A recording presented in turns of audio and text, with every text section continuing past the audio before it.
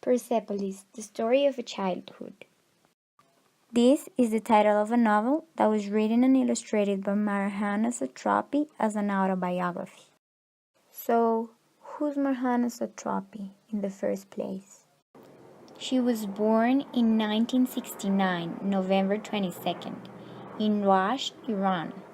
She grew up in Tehran in a middle-class Iranian family.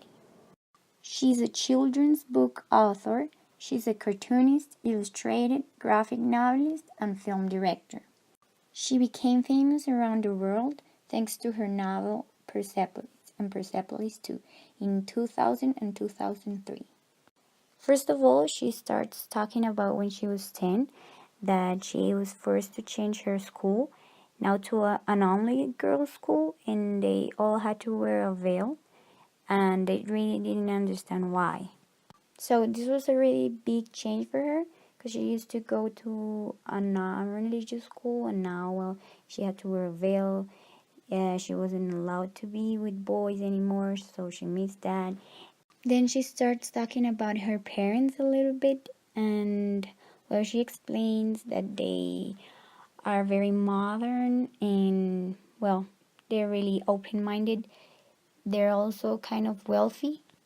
Then she starts talking about how she used to think she was like a prophet, and she had like a list with things she would like to change.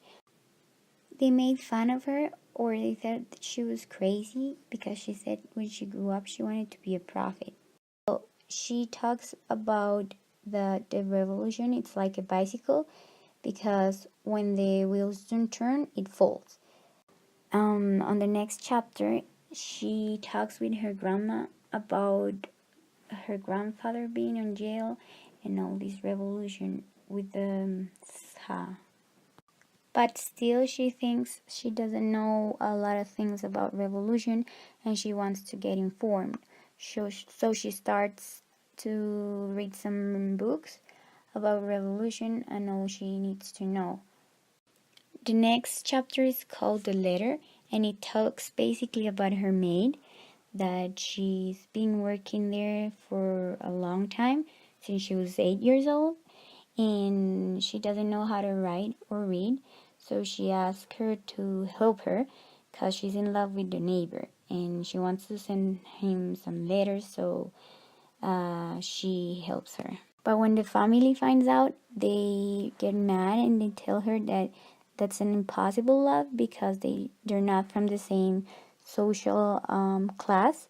So, well, she gets really upset about it, and she wants to go to the revolution with the maid because of this. And the last chapter I'm gonna talk about in this video, it's called The Party, and it's called this way because it talks about a huge celebration they made in her country after the king left.